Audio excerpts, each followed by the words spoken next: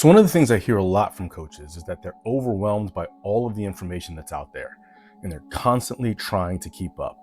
And here's what I believe.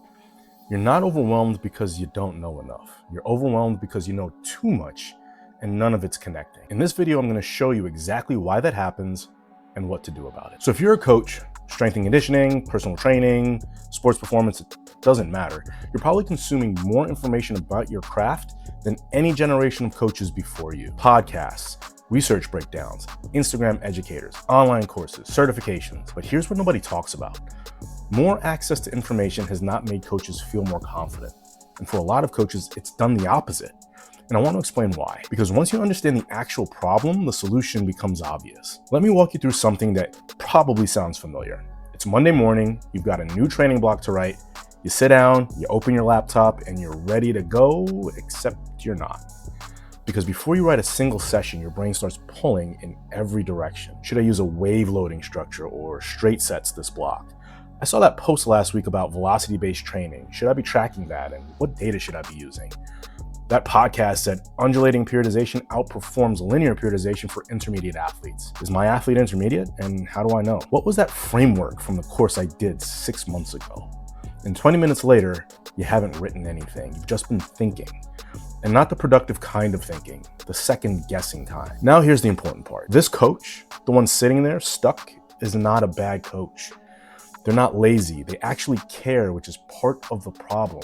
They've done the courses, they follow the right people, they've put in the time, but none of that knowledge is organized in a way that helps them make a decision right now. And that's the gap. Not what they know, but whether what they know can become a decision when they need. So here's the shift I want you to make. This is not a knowledge problem, it's a transfer problem. And let me say that again because it's the whole thing. You don't struggle because you lack information. You struggle because you don't have a system to turn that information into action. And the reason most coaches never solve it is because the industry trained you to believe that the next piece of information will fix it. Another podcast, another course, another cert. And every time you add something new, you don't feel clearer, you probably feel heavier because you're not building a system, you're building a pile. And here's the thing about piles. They don't produce decisions.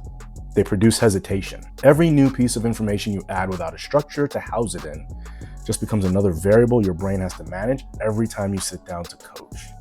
That's not growth, man. That's cognitive load. And so why does this keep happening to experienced coaches? Because there's a fundamental mismatch between how we consume information and then how we actually use it. When you listen to a podcast, you're in receive mode. You're passive and you're open. But when you sit down to design a program, you need to be in decide mode. You need to be structured and decisive. So those are two completely different cognitive states, and most coaches have never built the bridge between them. So think about it this way. Imagine a builder who spends years collecting tools, and every new tool that comes out, they buy it, they understand what each tool does, and they can explain it.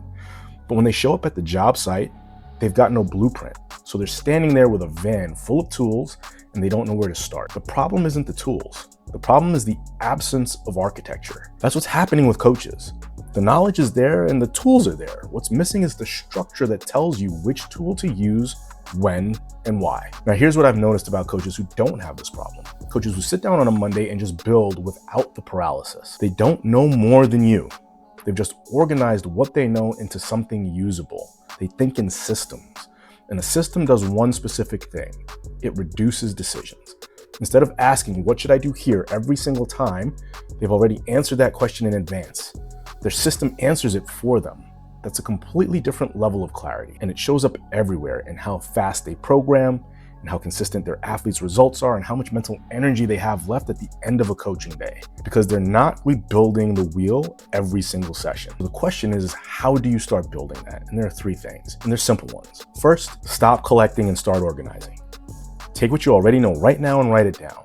Not in a course, not in a safe post, on paper, or in a doc that you'll actually open and then group it. Speed, strength, conditioning, recovery, whatever categories make sense for the athletes that you coach. You already have enough material, so the goal isn't more, it's organization. Second, build decision rules. And this is where most coaches skip a step. A decision rule sounds like if an athlete is showing signs of high fatigue, I pull back on output load before I touch intensity. Or if speed is the priority of this block, it goes first in the session every time. Simple logic, written down so you're not remaking that call from scratch every week. Third, create repeatable structure. Every week should not feel like starting over. If it does, that's not a knowledge problem, that's a structure problem. Even a rough template, a basic framework for how your weeks are going to shape, removes an enormous amount of unnecessary decision making. And here's what you have to understand. Structure does not constrain good coaching. It creates the conditions for it. So here's the bottom line. The coaches who feel most in control of their work aren't the ones who know the most. They're the ones who've turned what they know into a system that they can actually use. And that's the transfer problem.